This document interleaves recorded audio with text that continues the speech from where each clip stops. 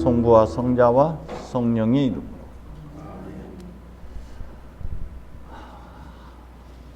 하나님께서 당신의 모습대로 사람을 지으시고는 참 보시니 좋았다 하며 흐뭇해 하셨는데, 그런 우리의 모습을 잃어버린 채 우리는 살아가고 있습니다. 잃어버리게 된 여러 가지 요인들이 있지만 그 중에 하나는 우리는 태중에서부터 상처를 입게 된다는 것이죠. 어머니의 생각과 화, 모든 것들이 아이에게 그대로 태중에 있는 아이에게 전달이 되고, 아이는 이미 태중에서부터 여러 가지 상처와 아픔을 경험하게 되죠. 때로는 두려움, 때로는 분노, 여러 가지 불편심을 경험하게 됩니다. 성장 과정에서도 여전히 우리는 그와 같은 상처들을 입게 되고, 본래 우리의 인격, 우리의 성품들이 왜곡되기 시작하죠. 그런 왜곡된 우리의 모습을 다시금 되찾고 회복해서 하나님이 보시니 참 좋았다 했던 그런 본래의 나, 내가 잘 알지 못하는 감추어진, 숨겨진 본래의 나를 회복하는 것이 구원의 여정이고, 이것이 신앙의 길이라고 생각합니다. 죽어 천당이 아니라 삶의 여정에서 나를 찾아서 본래의 나를 살아가는 것, 마음껏 선을 행하는 나로서의 모습을 회복하는 것이 우리는 이 길에서 경험해야만 하는 것들이죠. 세리들과 죄인들이 주님의 말씀을 들으려고 모여들자 바리사이파 사람들, 율법학자들이 못마땅하게 생각합니다. 그리고 그들은 주님을 보고 죄인들을 환영하고 그들과 음식까지 나눈다며 못마땅해 합니다. 사실은 밖으로 우리가 향해 있는 그 못마땅함이라는 것은 바깥이 아니라 사실은 자기 자신에게를 향한 못마땅함이죠.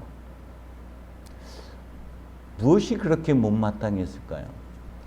적어도 바리사이파, 사두가이파 사람들은 성장 과정에서 어떤 애착 관계가 형성되지 못했다라고 볼 수가 있습니다.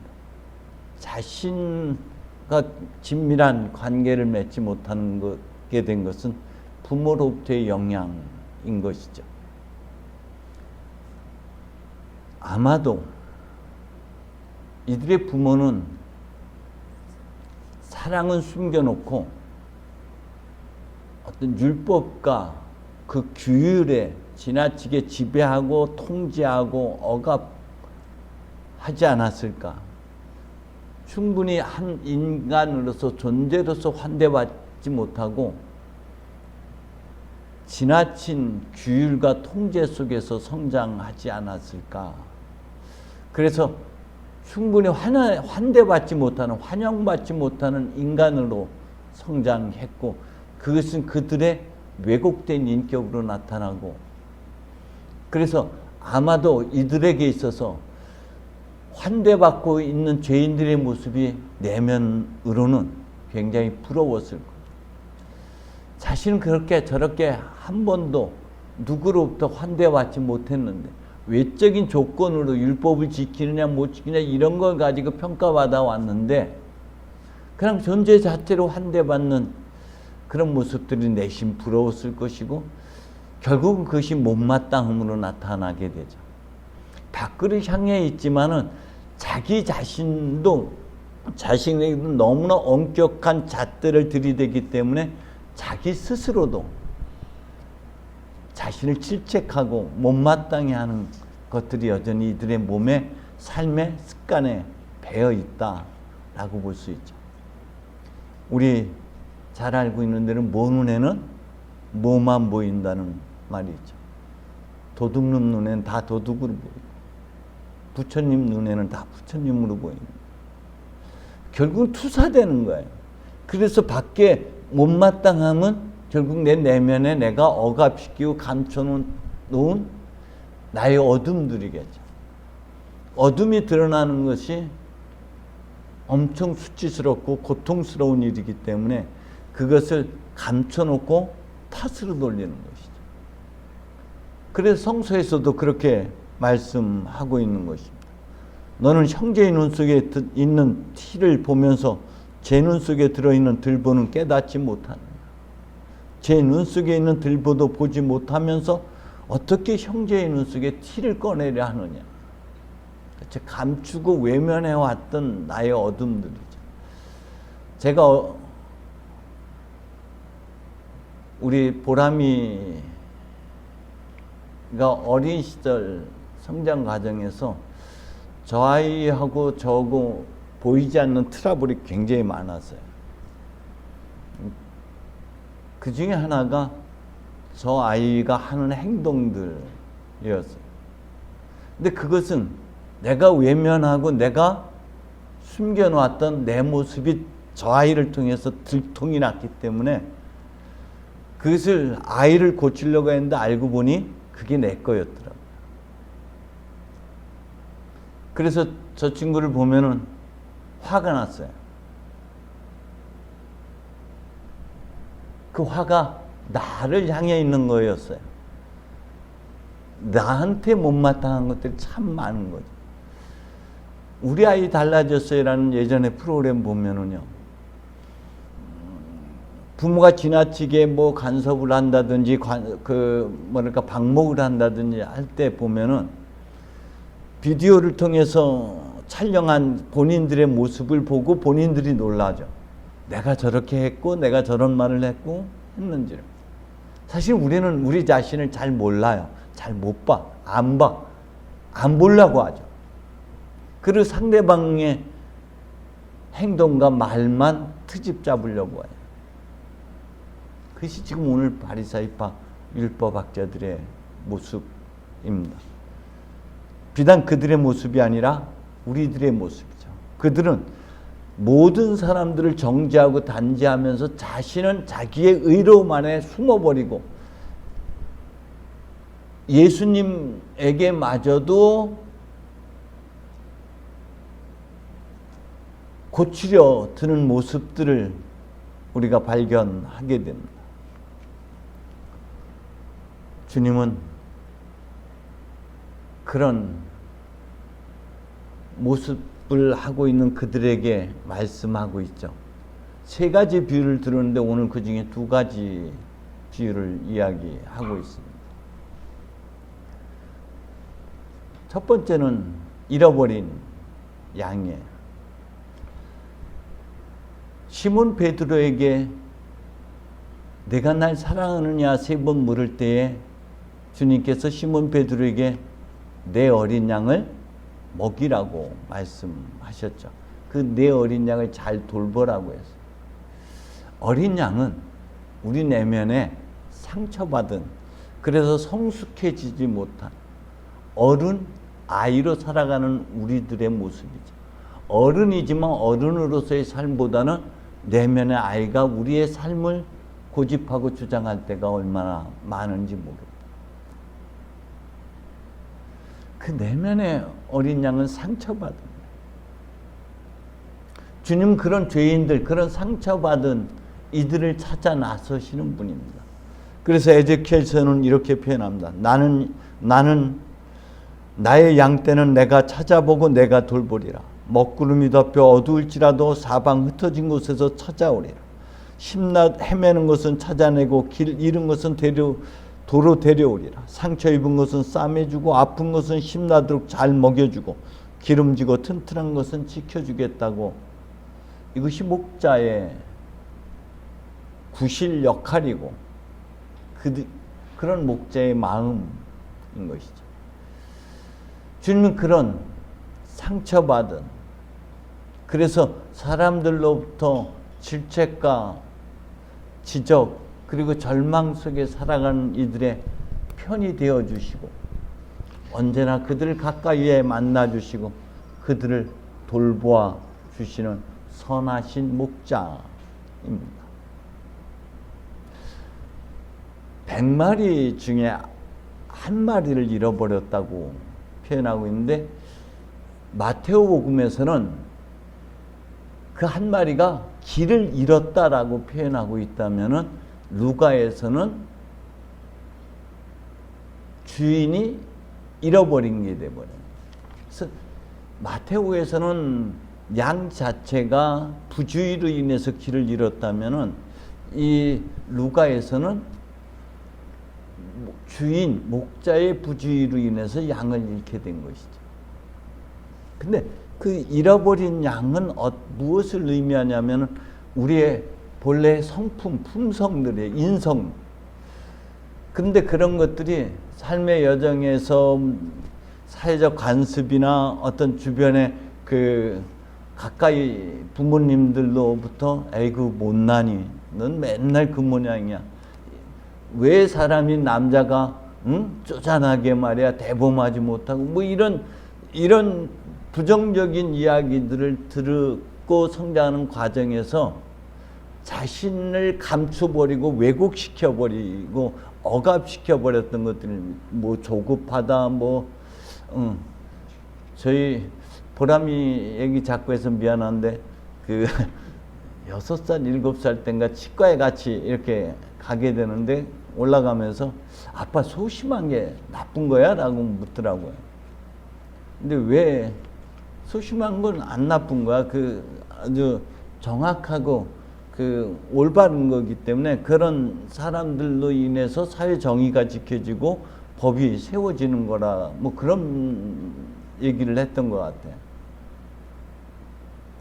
근데 주변에서 그렇게 자기 잣대로 다 왜곡시키고 굴곡시켜 버려가지고 자신에 대한 존중감마저 잃어버리게 되고 열등함, 그리고 그러기 때문에 자신이 못마땅하도록 느끼게 만들었던 것, 삶의 여정에서 어떤 수치심, 모멸감 등으로 인해서 자신의 성향, 자신만이 갖고 있는 인성, 품성들을 억압하고 왜곡시켜서 참 보기 좋았다 했던, 하나님 보기 좋았다 했던 그 모습이 일그러져 버린 거예요. 그래서 다시 되찾는다는 것, 100이라는 숫자, 10이라는 숫자, 1000이라는 숫자는 온전함을 얘기해요. 그래서 그 하나가 없어짐으로 인해서 전체 가치가 상실되는 것을 이야기하는 것이죠. 마늘 한 접에 몇 개예요? 100개. 근데 그 중에 하나가 없어지면 한 접이 못 돼요. 그러니까 그 한 타스, 한 접, 이런 것으로부터 하나가 빠지면은 그 단순한 하나가 아니라 전체를 상징하는, 전체를 의미하는 하나인 것이죠. 때문에 우리 삶의 여정에서 내가 왜곡시켜, 주변의 어떤 왜곡된 편견들로 인해서 내가 지나치게 억압하는 나만의 어떤 고유한 성향들, 나만의 고유성이 있는데 그런 것들이 무엇인지를 잘 찾아내야 되는 것이죠. 그것을 찾아내고 왜 그런 것들이 왜곡되어서 내가 그것을 부끄러워하고 있고 내가 그것을 왜 억압시키고 있는지를 되찾아서 본래의 나만의 고유성, 그리고 자신과의 어떤 친밀한 관계를 다시 회복해가는 것이 이른 양을 찾는 것이죠. 내 안에 잃어버린 양, 내 안에 상처받은 양을 잘 먹이고 돌보고 회복시켜서 참 보니 좋았다 했던 그런 나가 되어야 되는 것이죠. 잃어버린 은전도 동일한 것입니다. 10개라고 하는 것은 당시 은전은 여성들에게서 결혼 지참금 내지는 결혼 증표로서 머리에 어떤 장식품이나 목걸이 등으로 활용했던 거예요. 그 중에 하나를 잃었다는 것은 그 전체의 가치가 상실되는 것이기 때문에 그 하나를 찾기까지 얼마나 온 방을 뒤져가며 등불을 밝히고 샅샅이 뒤지겠습니까?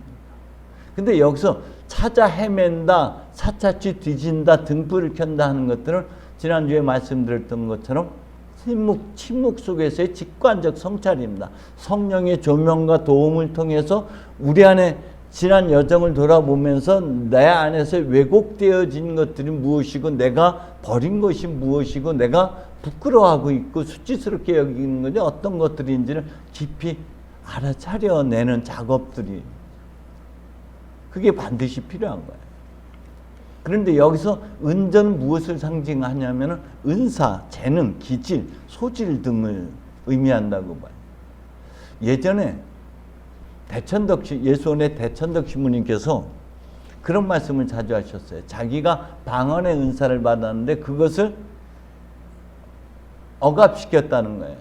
다시 되찾기까지 한 10여 년의 세월, 20년 가까이 세월이 흘러버렸다라고 합니다.